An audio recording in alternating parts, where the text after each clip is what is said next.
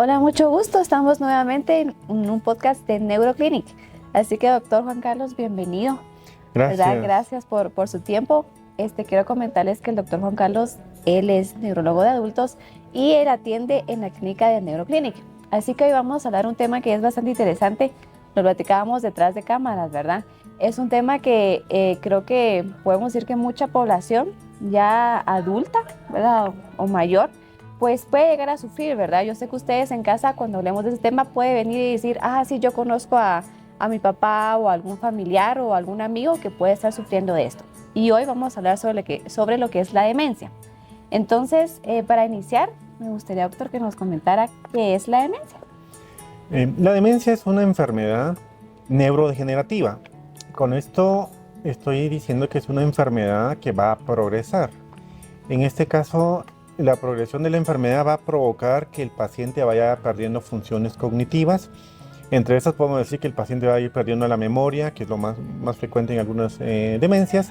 También puede ir perdiendo la facultad de tomar decisiones o incluso va a tener algunos cambios conductuales, ¿verdad? Esto es lo que se refiere el término de demencia. Bueno, hablando de estos cambios, me gustaría que habláramos un poquito más profundo de esto, ¿verdad? ¿Qué cambios va a tener el paciente que pues él se va a dar cuenta, digamos, en algún momento? Y también, ¿qué cambios van a notar los familiares o las personas que van a estar más cerca de su entorno? Muy bien. Tomando en cuenta que la memoria es algo que se afecta comúnmente en este tipo de enfermedad, entonces generalmente el paciente no percibe realmente que está perdiendo la memoria, sino que es el familiar. Porque realmente si me pasa en la clínica, ¿verdad? Que llegan muchas personas que, mire, doctor, estoy perdiendo la memoria. Pero si usted está consciente que pierde la memoria, realmente no la está perdiendo. En cambio, este tipo de pacientes, generalmente la familia la que dice es que él está perdiendo la memoria. Y generalmente el paciente indica, no, doctor, yo estoy bien, yo tengo muy buena memoria. Entonces, eso es algo muy significativo, ¿verdad? Que realmente ese cambio que se va teniendo poco a poco, más que todo va a ser percibido por los familiares más que por el paciente en sí. Usted mencionaba también sobre los cambios cognitivos y también cambios psicológicos, así que me gustaría que por favor mencionara cuáles son estos cambios que sean a nivel cognitivo y psicológico. Entre los cambios cognitivos podemos decir que el paciente va a ser muchas veces incapaz de tomar decisiones, incluso las más sencillas, ¿verdad? Que en un momento determinado, mira, ¿qué quieres comer?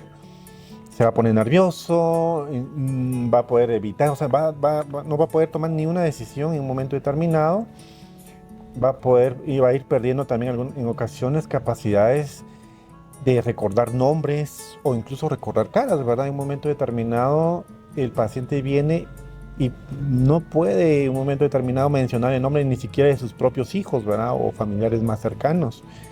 No va a poder planificar en un momento determinado alguna actividad que quiera realizar, ¿verdad?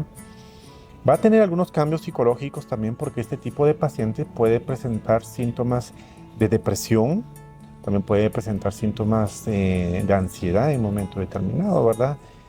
Algún dato curioso en un momento determinado es que la demencia y la depresión son enfermedades que muchas veces van a coexistir, ¿verdad? En un momento determinado no se sabe, bueno, ¿qué fue primero, verdad? ¿La demencia o la depresión? Entonces es un hecho un tanto importante conocerlo. Podríamos decir entonces que está como ligada tanto la demencia con la depresión. Un paciente que tiene depresión aumenta más el riesgo de tener demencia más adelante. Sí. Eh, Se sabe, por ejemplo, hay varios factores de riesgo para presentar este tipo de enfermedades y uno de ellos, y es muy importante, es la depresión. Como digo, la depresión puede presentarse incluso unos 10 o 15 años antes de presentar los primeros síntomas de demencia. Bueno, ya que hablamos esto del tiempo, me gustaría que también usted nos explicara, ¿verdad? ¿En qué momento sería el momento ideal para decir, bueno, debo de llevar a mi familiar con un médico, ¿verdad? Para poder diagnosticarlo. Perfecto. Como el ejemplo que colocábamos era que todos más de alguna vez tenemos olvidos, pero mientras estos olvidos no estén interfiriendo con nuestra vida, estamos bien, podríamos decir, y con respecto a la demencia. Si yo tengo olvidos que yo no me recuerdo, me puedo perder en la calle, por ejemplo, yo voy manejando y de repente ya no sé ni a dónde voy, o quería ir a la cocina y de repente termino en la sala. O sea, ya está interfiriendo con mi vida. En esos momentos tenemos que consultar con un especialista. Em, Tenemos que descartar que en un momento determinado realmente si es demencia o si es algún otro tipo de padecimiento, ¿verdad? Recordemos que en medicina, mientras más rápido actuemos, mejor pronóstico vamos a tener. Eso es algo muy importante, ¿verdad?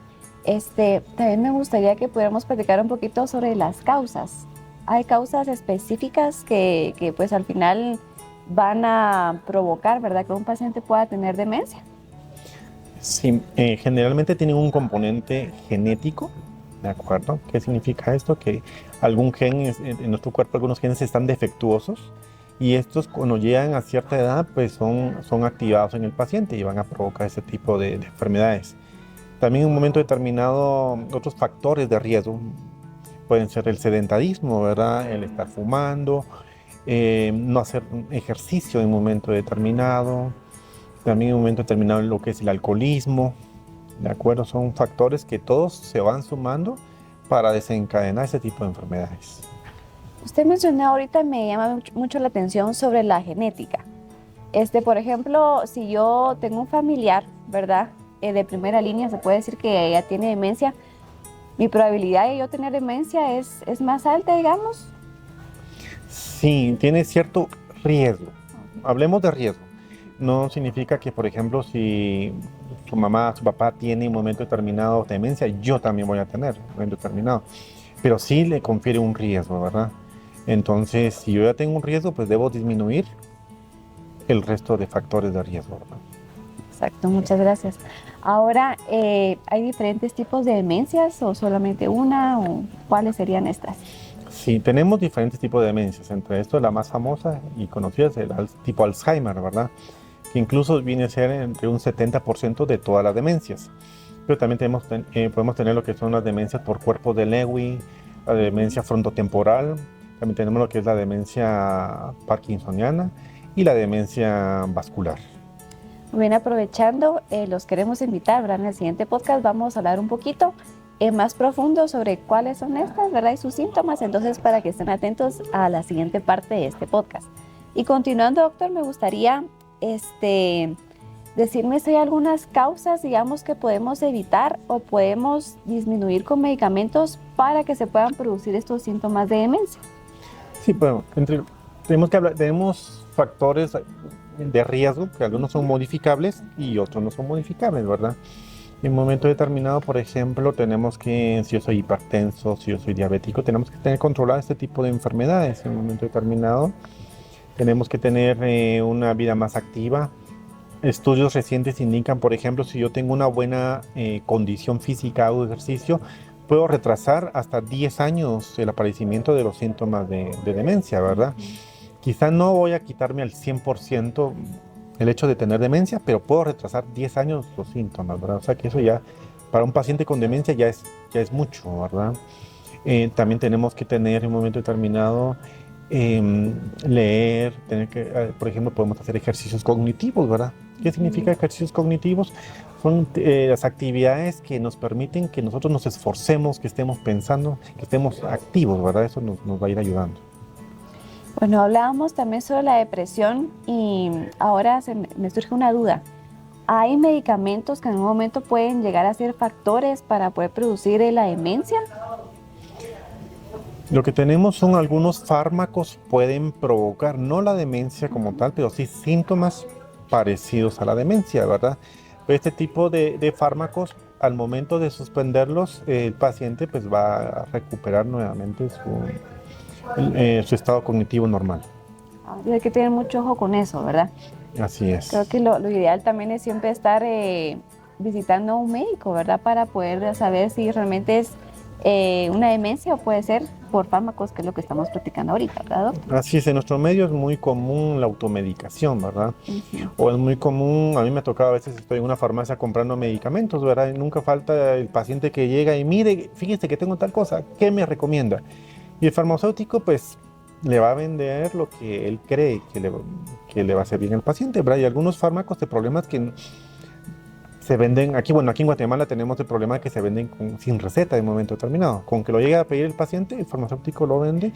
Y recordemos que la mayoría de medicamentos pueden tener efectos secundarios.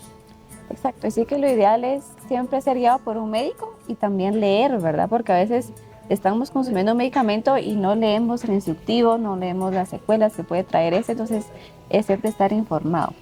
Así es, yo creo que lo principal es consultar con un médico cuando tengamos ese padecimiento, porque yo puedo leer, por ejemplo, yo no soy médico, y leo el instructivo completo, muchas cosas no las voy a entender. Entonces, no es como que un médico me vaya guiando en qué es lo que sí me puede pasar. Ahora, doctor, me gustaría que habláramos sobre las complicaciones. ¿Qué pasa si en algún momento yo tengo un familiar en casa, verdad, que estoy sospechando que tiene demencia, pero decido no llevarlo o incluso el paciente dice, no, o sea, yo estoy bien, verdad, no quiero visitar al médico? ¿Se puede llegar a tener complicaciones por esto? Sí, recordemos que es una enfermedad neurodegenerativa, entonces es una enfermedad que va a seguir avanzando. Con los fármacos, lo que logramos, los fármacos adecuados, lo que logramos es retrasar un poco el avance de esta enfermedad. Ahora, si no tengo los fármacos y sabemos que va a seguir avanzando, el paciente se va a deteriorar el estado cognitivo mucho más rápido, ¿verdad? Y luego, con el deterioro cognitivo podemos tener varias complicaciones. Va a ser un paciente que en un momento determinado la higiene no le va a importar. Y si no tengo buena higiene, ¿qué va a pasar? Va a tener más infecciones. Causas de mortalidad de esta enfermedad muchas veces son las infecciones en un momento determinado. Por ejemplo, el paciente en un momento determinado ya no consumen alimentos, comienzan con desnutrición.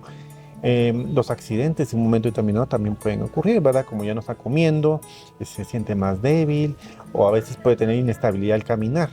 Entonces todos estos factores pueden provocar incluso el fallecimiento de un paciente. Muy bien, ya hablamos sobre síntomas, ¿verdad? Las complicaciones. Ahora la pregunta es, ¿se puede prevenir?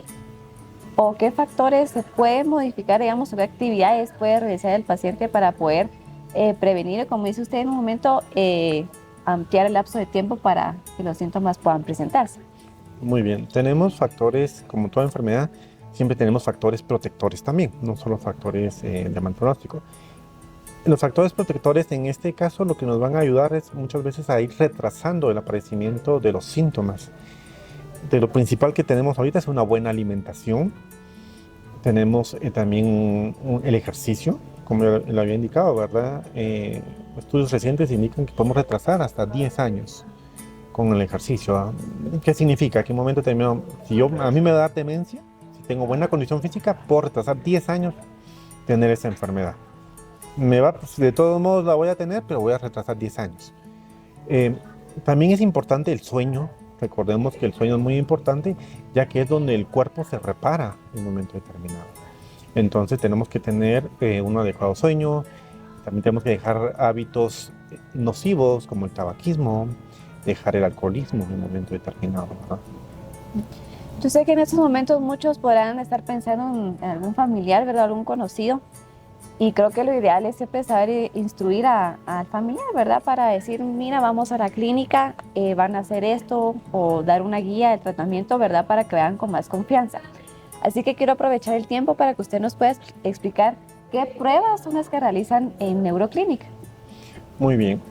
Lo primero, cuando llegan a la clínica los familiares con un paciente con sospecha de demencia, primero es lo clínico, ¿verdad? Recordemos que la clínica nos da hasta el 80% del diagnóstico, ¿verdad? Entonces lo evaluamos, tenemos test de screening en un momento determinado, ¿verdad? Tenemos ciertos test que nos ayudan a valorar el estado cognitivo del paciente. Entonces tenemos diferentes, incluso si el paciente no sabe leer, ¿verdad? Porque hay pruebas especiales para personas que no saben leer, personas que tienen cierto grado de escolaridad, personas universitarias. Pues son varios tipos de pruebas que nos ayudan a ver el estado cognitivo del paciente. También en un momento determinado tenemos que descartar afecciones que pueden provocar esto. Tenemos algunos test para descartar que no sea depresión, que no sea ansiedad. En cuestiones de estudios complementarios tenemos que descartar también, tenemos laboratorios de sangre, ¿verdad? Por ejemplo, siempre se debe pedir pruebas tiroideas, ¿verdad? Porque pacientes que están enfermos de tiroides pueden simular en un momento determinado tener demencia, ¿verdad? En los abuelitos, algo muy importante es descartar que no tengan, por ejemplo, epilepsia. Entonces, en estos casos se realizan electroencefalogramas para descartar esta patología. También nos apoyamos con estudios de imagen, ¿verdad? Por ejemplo, una tomografía o resonancia, dependiendo del paciente. Estos serían como que los que están a nuestro alcance. Sin embargo, también se tienen lo que son el perfil genético, que en un momento determinado podríamos solicitarlo. El problema es por el costo que tienen estos estudios, pues se reservan para cuando hay demasiada duda en un momento determinado. Muy bien. Así que hablamos también al principio que hay diferentes tipos de demencias, ¿verdad? Pero me gustaría que de manera general usted nos explicara también cómo es que se lleva el tratamiento en la clínica. Muy bien, dependiendo la demencia que tenga el paciente, hay diferentes tratamientos, ¿verdad? Tenemos que individualizar al paciente porque cada paciente va a ser único. Y así vamos a decir qué medicamento es el ideal para el paciente. Y también tenemos que tomar en cuenta el estadio que se encuentre la demencia, ¿verdad? Porque tenemos diferentes fármacos para diferentes estadios. Excelente. ¿Y qué estadios son los que normalmente así que se ven en una demencia? Mire, tenemos generalmente leve, moderado y grave, ¿verdad? Entonces, entre leve y moderado tenemos cierto grupo de fármacos que son los que utilizamos, ¿verdad? Y ya cuando están en estadios graves, pues cambiamos a otro tipo de fármacos. Esos estadios ustedes son quienes lo diagnostican a nivel de la clínica, ¿verdad? Así es, mediante las pruebas diagnósticas que hacemos en la clínica, pues vamos determinando en qué estadio se encuentra el paciente y así poder determinar cuál es el tratamiento adecuado para ellos. Muy bien, para ya casi finalizar, me gustaría que en base a sus experiencias, ¿verdad?, nos comentara qué expectativas llega el paciente a la clínica y el pronóstico que ellos tienen. Muy bien, mire, las expectativas con las que llegan en la clínica pues siempre es de que el paciente se cure. Sin embargo, es mi trabajo pues educar o explicarles al familiar, ¿verdad?, el pronóstico de este tipo de enfermedades, conociendo que van a seguir avanzando. Es mi trabajo también cuidar al cuidador. Eso es algo muy importante, ¿verdad? Porque el cuidador de este tipo de pacientes se va a desgastar definitivamente. Parte de mi trabajo es ese, cuidar al cuidador. Entonces, pues yo les voy explicando, pues lamentablemente algunas de estas demencias, pues el pronóstico no es tan favorable. Entonces, mi trabajo es acompañar al paciente. Excelente, sí que usted mencionó algo muy importante, ¿verdad? Yo me atrevería a decir que en la mayoría de enfermedades no solamente se debe tratar al paciente, sino también a quienes nos rodean, ¿verdad? Y más en este caso, que es una enfermedad donde vamos viendo cómo el familiar pues va cambiando sus acciones, ¿verdad? Ya no es la persona que conocimos, por ejemplo en este caso nuestros papás, y quiera que no afecta también psicológicamente, ¿verdad? Entonces también llevar uno como cuidador un tratamiento, ¿verdad? O saber de qué manera actuar para mejorar o ayudar al paciente. Entonces es algo muy importante que realmente me llama la atención y qué bueno que ustedes en Neuroclinic lo ven, ¿verdad? Así que para finalizar me gustaría que usted pudiera mencionarnos algunas recomendaciones finales sobre el tema. Muy bien. Pues lo principal en estos casos, cuando nosotros tengamos alguna sospecha de que algún familiar tiene síntomas parecidos a una demencia, pues consultemos, porque no solo están las demencias, sino hay cierto grupo de enfermedades que pueden simular una demencia, las cuales van a ser reversibles, eso es favorable. Entonces necesitamos tener un diagnóstico certero para que podamos decidir cuál es la mejor terapéutica. Entonces, si tenemos dudas, consultemos a Neuroclinic.